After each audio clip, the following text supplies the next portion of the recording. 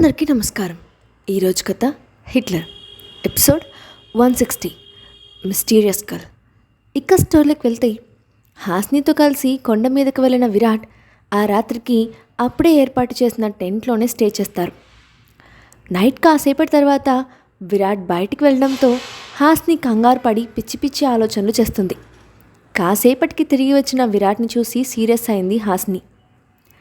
సరిగ్గా అప్పుడే టెంట్లో ఉన్న లైట్స్ అన్నీ ఆన్ అండ్ ఆఫ్ అవ్వడంతో సడన్గా లైట్స్కి ఏమైంది? ఇప్పటి వరకు బాగానే ఉన్నాయి కదా, అంత అచ్చంగా మూవీలో చూపించినట్టు జరుగుతోంది. ఇలా జరిగిన కాసేపటికి లైట్స్ అన్నీ ఆగిపోతాయి. ఆ తర్వాత హంతకుడు వస్తాడు అంటే ఇప్పుడు మనకు కూడా అలాగే జరుగుతుందా అని భయంగా అడిగింది. ఆమె అడిగిన దానికి విరాట్ సమాధానం చెప్పకముందే లైట్స్ అన్నీ ఆగిపోయాయి. అక్కడంతా చీకటి అలుముకుంది. దాంతో భయపడిన హాస్ని ఏదో మాట్లాడాలని నోట్ తెరిచేలోపు ఆమె కళ్ళు మూసి బయటికి తీసుకెళ్లాడు విరాట్. అయ్యో, నా కళ్ళు ఎందుకు మూసారు విరాట్ గారు? నన్ను ఎక్కడికి తీసుకెళ్తున్నారు? నాకు ఇక్కడ ఉండాలని లేదు, చాలా భయంగా ఉంది. ప్లీజ్ విరాట్ గారు, అందుకే నేను చెప్పినట్టు జరుగుతూ ఉంది. ఇలాంటి టైంలో నాతో ఇలాంటి ప్రాంక్స్ చేయొద్దు, ఇక్కడ నుంచి వెళ్ళిపోదాం ప్లీజ్ అని గోల చేయడం మొదలుపెట్టింది హాస్ని.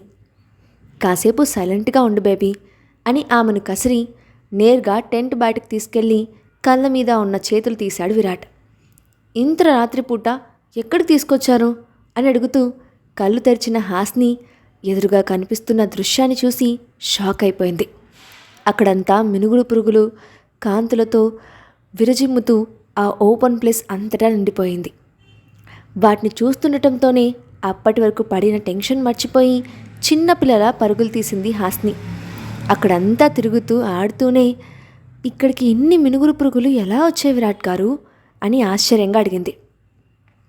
ఈ సీజన్లో ఇక్కడి ఫారెస్ట్లో రాత్రిపూట ఈ పురుగులు ఎక్కువగా వస్తాయి. స్పెషల్గా ఈ కొండ మీద ఇంకా ఎక్కువగా ఉంటాయి. చీకట్లో బంగారు రంగు కాంతితో ఈ ప్రదేశం చాలా అందంగా ఉంటుంది. ఇదే నేను నీకు ఇవ్వాలనుకున్న సర్ప్రైజ్. ఎలా ఉంది అని నవ్వుతూ అడిగాడు విరాట్. అతని మాటలకి హ్యాపీగా ఫీల్ అవుతూ పరిగెత్తుకు వచ్చి హత్తుకొని అతని బుగ్గ మీద ముద్దు పెట్టి, మీ సర్ప్రైజ్ చాలా బాగుంది విరాట్ గారు. మీరు ఈ అద్భుతాన్ని చూపించడానికి తీసుకొస్తే నేనేమో పిచ్చి పిచ్చి ఇమాజినేషన్స్ చేసుకొని ఏదేదో మాట్లాడాను. ఐఎమ్ వెరీ సారీ విరాట్ గారు. ఈరోజు మీతో స్పెండ్ చేసిన టైం చాలా మెమరబుల్, ఎప్పటికీ మర్చిపోను అని మనస్ఫూర్తిగా చెప్పింది హాస్ని. నాకు కూడా బేబీ, ఈ మధ్యకాలంలో మన జీవితంలో అక్కర్లేని టెన్షన్స్ క్రియేట్ అయ్యాయి, మనశ్శాంతి లేకుండా చేశాయి. అందుకే నీతో కాస్త ప్రశాంతంగా ప్రకృతి ఒడిలో గడుపుదామని ఇలా ప్లాన్ చేశాను. ఇప్పుడు నా మైండ్ చాలా రిలాక్స్డ్గా ఉంది అని చల్లగాల్ని ఆస్వాదిస్తూ చెప్పాడు విరాట్. ఇద్దరూ కాసేపు కబుర్లు చెప్పుకొని ఒకరి భుజం మీద ఒకరు తల పెట్టుకొని కూర్చొని నిద్రలోకి జారుకున్నారు. ఆ క్షణం వారి మనసుల్లో కేవలం ప్రేమ, తమ కోసం తాము గడిపే సమయం తప్ప ఎలాంటి ఆలోచన లేవు. రాబోయే రోజుల్లో ఎలాంటి సమస్యలు రాబోతున్నాయో వారి ఊహకు కూడా అందదు. తెల్లవారుజామున కార్ తెప్పించి హాస్నికి మెలకు రాకుండానే జాగ్రత్తగా తీసుకెళ్లాడు విరాట్. మరుసటి రోజు ఉదయం ఆమె నిద్రలేచేసరికి టైం చాలా అయింది. నిద్ర మత్తు వదిలేసరికి తన చుట్టూ ఉన్న పరిసరాలు మారిపోవడంతో కంగారుగా పైకి లేచి, విరాట్ గారు, మనం ఎక్కడున్నాం అని అయోమయంగా అడిగింది. మనం ఎప్పుడో ఒక సూట్లో ఉన్నాం. ఈ చుట్టుపక్కల ఇంకా కొన్ని ప్లేసెస్ ఉన్నాయి, అవన్నీ చూసుకొని వెళ్దాం. త్వరగా లేచి రెడీ అవ్వు, బ్రేక్ఫాస్ట్ చేస్తే బయలుదేరదాం అని చెప్పాడు విరాట్. సరేనని తలూపుతూ పైకి లేచిన హాస్ని వేగంగా బాత్రూంలోకి వెళ్ళి ఫ్రెష్ అప్ అయ్యి వచ్చి బయటకు వచ్చింది. ఆ వెంటనే విరాట్ ఫ్రెష్ అవడానికి వెళ్ళడంతో అతను వచ్చేసరికి రెడీ అయ్యి కూర్చుంది. కాసేపటి తర్వాత ఇద్దరు అక్కడున్న రెస్టారెంట్లో బ్రేక్ఫాస్ట్ ముగించుకొని ఆ చుట్టుపక్కల ఉన్న ప్లేసెస్ చూసుకుంటూ తిరిగారు. మధ్యాహ్నం లంచ్ కూడా బయట చేసి ట్రిప్ ముగించుకొని సాయంత్రానికి ప్యాలెస్కి చేరుకున్నారు. 2 రోజులుగా ఔటింగ్స్తో అలసిపోయిన హాస్ని ఆ రాత్రి డిన్నర్ చేసి అలసటతో తొందరగా నిద్రపోయింది.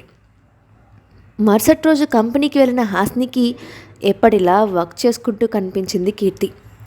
ఆమెతో మాట్లాడటానికి ఎన్ని విధాలుగా ప్రయత్నించినప్పటికీ కనీసం చూడటానికి కూడా చూడకపోవడంతో దిగులుగా తన క్యాబిన్లోకి వెళ్ళిపోయింది. ఏం చేస్తే ఆమె కోపం కరిగిపోతుందో అర్థం కాక బాధగా టేబుల్ మీద తల పెట్టుకుంది. ఇంతలో ఆమె మొబైల్కి కాల్ రావడంతో తలెత్తి డిస్ప్లేలో రక్షిత్ నేమ్ని చూసిన హాస్ని కోపంతో ఊగిపోయింది. ఇప్పుడు వీడెందుకు కాల్ చేస్తున్నాడు? చేసింది సరిపోలేదా? వీడి వల్ల నాకు కీర్తికి మధ్య ఫ్రెండ్షిప్ చెడింది. ఇలాంటి వాణ్ణి ఏం చేసినా పాపం లేదు. అసలు విరాట్ గారికి చెప్పేస్తే ఒక గోల వదిలిపోతుంది అని కోపంగా అనుకుంటూ మొబైల్ విసిరేయాలనిపించింది. విసిరేయబోయింది కూడా. అంతలోనే అది విరాట్ ఇచ్చిన మొబైల్ అని గుర్తుకు రావడంతో, ఛీ, ఈ విధవ కోసం మా ఆయన ఎంతో ప్రేమగా కొనిపెట్టిన మొబైల్ని పోగొట్టుకోవడం ఎందుకు? దానికి బదులుగా వాడి బుర్ర బద్దలు కొడితే సరిపోతుంది కదా అని తిట్టుకుంది హాస్ని. ఇంతలో కాల్ కట్ అవ్వడంతో ప్రశాంతంగా ఊపిరి పీల్చుకుంటున్న ఆమెను డిస్టర్బ్ చేస్తూ మళ్ళీ మోగింది ఫోన్. ఈసారి కూడా అతని నుండి కాల్ రావడంతో, ఎన్నిసార్లు చేసుకుంటావో చేసుకో, నేను చచ్చినా లిఫ్ట్ చేయను, నీ ట్రాప్లో నేను పడను అని పంతంగా మొబైల్ స్క్రీన్ వైపు చూస్తూ కూర్చుంది హాస్ని. మరో 2 నిమిషాలకి, ఇప్పుడు కనుక కాల్ అటెండ్ చేయకపోతే నేరుగా ఆఫీస్లోకి వచ్చేస్తాను, ఆ తర్వాత జరిగే పరిణామాలకు నాది బాధ్యత కాదు అని అతని నుండి వచ్చిన మెసేజ్ చూసి కోపంగా పళ్ళు పట్టుపట్టా కొరికింది. నీకు పోయే కాలం దగ్గరకు వచ్చినట్లుంది, అందుకే నన్ను టార్చర్ చేస్తున్నావు. విరాట్ గారికి తెలిసిన రోజు నీకు మూడుంది అని కసిగా అనుకుంది. అప్పుడే అతని నుండి కాల్ రావడంతో అటెండ్ చేసి, నీకేం కావాలి? కాల్ లిఫ్ట్ చేయట్లేదు అంటే మాట్లాడడం ఇష్టం లేదని అర్థం. అది కూడా తెలియదా? మళ్ళీ కొంచెం కూడా సిగ్గు లేకుండా ఏ ముఖం పెట్టుకొని కాల్ చేస్తున్నావు? నిన్ను చూస్తేనే అసహ్యం వేస్తుంది. ఆఖరిసారిగా చెప్తున్నాను, ఇలాంటి పిచ్చి పనులు మానేస్తే బతికిపోతావు, లేదంటే నా భర్త చేతిలో చావు తప్పదు, గుర్తుపెట్టుకో అని వార్నింగ్ ఇచ్చింది హాస్ని.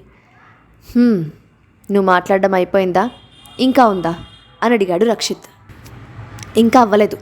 అయినా నీలాంటి సిగ్గులేని వాళ్ళతో మాట్లాడి నా టైం వేస్ట్ చేసుకోను. అసలు ఇప్పటి వరకు నీలాంటి వేస్ట్ ఫెలోని నేను ఎక్కడ చూడలేదు. కొంచెం కూడా సెల్ఫ్ రెస్పెక్ట్ లేదా? వద్దు అని అంటున్నా వినకపోవడం సంస్కారం కాదు. ఇకనైనా బుద్ధి తెచ్చుకో అని చెడమెడ వాయించింది హాస్ని. ఆమె మాటలకి రక్షిత్లో ఆవేశం కట్టలు తెంచుకుంది. ఆ క్షణం అతని ఎదురుగా ఎవరైనా ఉంటే అతని చూపు తీవ్రతకు కాలి బూడిదైపోతారేమో, అంతటి భయంకరంగా ఉంది. కానీ ప్రస్తుత పరిస్థితుల్లో ఏమాత్రం కోపం తెప్పించినా తాను అనుకున్న పని జరగదని అర్థం చేసుకున్న రక్షిత్, నా వల్ల నువ్వు బాధపడటం నాకు ఇష్టం లేదు హాస్ని, అందుకే నీకు ఒక ఫేవర్ చేద్దామని అనుకుంటున్నాను. నీ ఫ్రెండ్తో మాట్లాడించడానికి నేను హెల్ప్ చేస్తాను.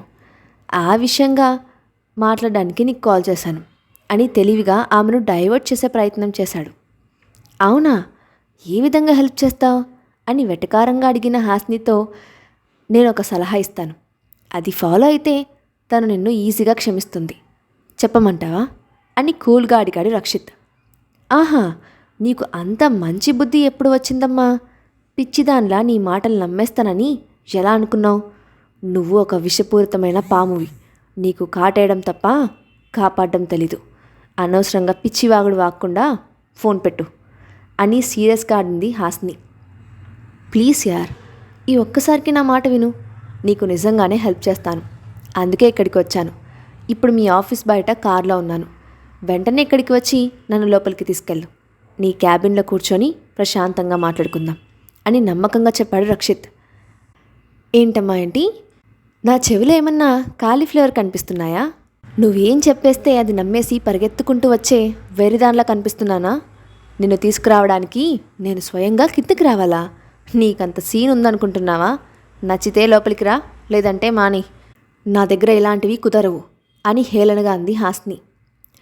నాలాంటి గొప్ప వ్యక్తిని స్వయంగా లోపలికి తీసుకెళ్లే అర్హత నీకు మాత్రమే ఉంది. నీకు కేవలం 3 నిమిషాలు సమయం ఇస్తున్నాను. మర్యాదగా వచ్చి నన్ను లోపలికి తీసుకెళ్తావా? సరే, లేదంటే పరిణామాలు చాలా దారుణంగా ఉంటాయి అని హెచ్చరించి కాల్ కట్ చేశాడు. కాల్ కట్ చేశాడు. వీన్ని ఆఫీస్లోకి తీసుకురావడం నాకు ఇష్టం లేదు, నేనే కిందకి వెళ్ళి మాట్లాడతాను, ఏం చేస్తాడో చూస్తాను అనుకుంటూ వేగంగా ఆఫీస్ బయటకు నడిచింది హాస్ని. గేట్ బయటకు వచ్చి నడుచుకుంటూ వెళ్తున్న హాస్నిని చూసి వెంటనే కాల్ చేశాడు. ఆమె లిఫ్ట్ చేయగానే, నేను ఇక్కడుంటే అటెక్కడికి వెళ్తున్నావు? నేను మీ ఆఫీస్ ఆపోజిట్లో ఉన్న కార్లో ఉన్నాను, వచ్చే అని చెప్పాడు. నేను వచ్చి నీ కార్ ఎక్కడం జరగని పని. ఇప్పుడు కాఫీ షాప్కి వెళ్తున్నాను, కావాలంటే అక్కడికి వచ్చి ఏమన్నా మాట్లాడాలనుకుంటే మాట్లాడు, విని పెడతాను అని పొగరుగా చెప్పి కాల్ కట్ చేసింది. యూ ఈడియట్, నీ స్కామ్స్ నాకు తెలియదనుకుంటున్నావా? నన్ను ట్రాప్ చేయడం అంత ఈజీ కాదు.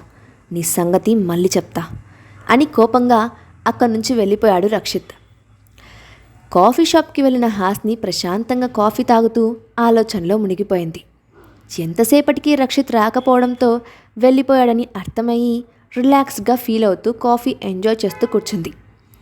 కాసేపటికి వెళ్ళడానికి సిద్ధపడి పైకి లేచిన హాస్నికి ఎదురుగా ఉన్న ఒక అమ్మాయిని చూసి దడుచుకుంది.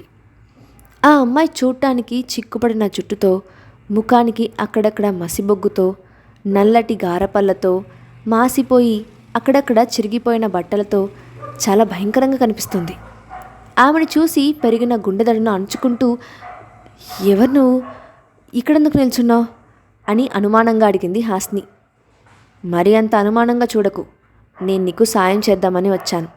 నీకు రక్షిత్ అంటే కోపం కదా, అతని మీద రివెంజ్ తీర్చుకోవడానికి నేను నీకు హెల్ప్ చేస్తాను. నీకు ఇష్టమేనా అని సూటిగా అసలు విషయం ప్రస్తావించింది. ఆ విషయం నీకెలా తెలుసు? అంటే రక్షిత్తో నీకు ముందే పరిచయం ఉందా? అసలు అతని విషయంలో నువ్వెందుకు ఇంట్రెస్ట్ చూపిస్తున్నావు అని ఆరా తీసింది హాస్ని.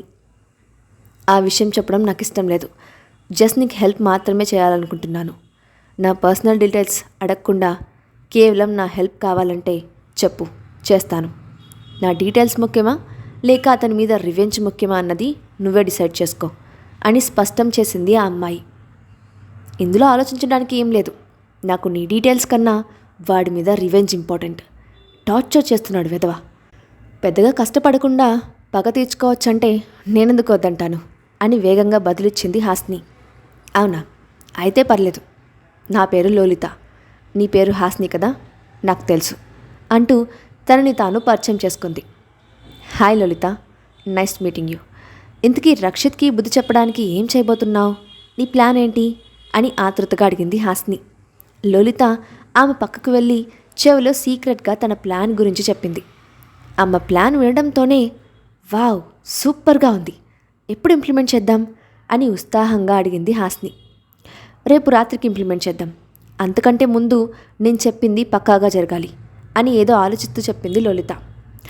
ఆమె వాలకం చూసిన హాస్ని, నిజం చెప్పు లోలిత, నీకు రక్షిత్ ముందే తెలుసు కదా, అదెలాగో కొంచెం చెప్పగలవా అని రిక్వెస్ట్ చేసినట్టు అడిగింది. కొన్ని రోజుల క్రితం నేను వర్క్ ముగించుకొని వెళ్తూ ఉంటే అతను ట్రావెల్ చేస్తున్న కార్ నాకు డాష్ ఇచ్చింది. కింద పడిన నన్ను చూసి డ్రైవర్ జాలిపడి నా దగ్గరకు వచ్చాడు. కానీ రక్షిత్ మాత్రం నా ముఖం వైపు అసహ్యంగా చూశాడు. నేనేదో కావాలని వాళ్ళ కారుకి అడ్డం పడినట్లు నా మీద అరిచి వెళ్ళిపోయాడు. ఆ రోజు అతను చూసిన చూపుని ఇప్పటికీ నేను మర్చిపోలేను. ఆ తర్వాత అతనికి ఓసిడి ప్రాబ్లం ఉందని తెలిసింది. ఇప్పుడు ఆ ఫోబియా అడ్డం పెట్టుకొని అతని బలహీనత మీద దెబ్బ కొట్టబోతున్నాను అని కోపంగా పిడికిలి బిగించింది లోలిత. ఇప్పటికీ నువ్వు పూర్తి నిజం చెప్పావని అనిపించట్లేదు. నీకు పర్సనల్ విషయాలు చెప్పుకోవడం ఇష్టం లేదని అర్థమైంది. సరే వదిలే, రేపు సాయంత్రం కలుద్దాం అని అక్కడి నుంచి ఆఫీస్కి వచ్చేసింది హాస్ని. ఆ రోజు మధ్యాహ్నం లంచ్ చేయడానికి హాస్ని దగ్గరికి వచ్చిన విరాట్ దీర్ఘాలోచనలో మునిగి ఉన్న ఆమెను చూసి ఆశ్చర్యపోయాడు. ఒక్కసారిగా గొంతు సవరించుకొని టేబుల్ మీద ఉన్న చిన్నగా తట్టాడు. ఆ శబ్దానికి ఉలిక్కిపడిన హాస్ని తలెత్తి చూసేసరికి ఎదురుగా విరాట్ కనిపించాడు. దాంతో తన ఆలోచనలు విరమించుకొని, మీరెంతసేపు అయింది వచ్చి అంటూ పైకి లేచింది హాస్ని. జస్ట్ 5 minutes అయింది. అది సరే కానీ నేను వచ్చినది కూడా పట్టించుకోకుండా దేని గురించి అంత సీరియస్గా ఆలోచిస్తున్నావు అని సూటిగా ప్రశ్నించాడు విరాట్. అతని ప్రశ్నకి ఒక్క క్షణం తడబడిన హాస్ని తనను తాను సముదాయించుకొని, నేను మీతో ఒక విషయం చెప్పాలి, అది విన్నాక మీరు కోపం తెచ్చుకోకూడదు, అలాగని మీరు ప్రామిస్ చేస్తేనే నేను మీకు చెప్తాను అని అడిగింది హాస్ని. మరి హాస్ని అడిగినట్లు విరాట్ ప్రామిస్ చేస్తాడా? రక్షిత్ గురించి హాస్ని విరాట్తో చెప్తుందా? ఇంతకీ రక్షిత్ వేసిన ప్లాన్ ఏంటి? లోలిత అసలు కథ ఏంటి? నెక్స్ట్ పార్ట్లో చూద్దాం. ఈ స్టోరీ అప్డేట్ ఎలా ఉందో కింద కామెంట్ బాక్స్లో మీ ఒపీనియన్ని షేర్ చేయండి. అలాగే ఇలాంటి మరిన్ని స్టోరీస్ కోసం మా ఛానల్ని తప్పకుండా సబ్స్క్రైబ్ చేసి పెట్టుకోండి. Thanks for watching.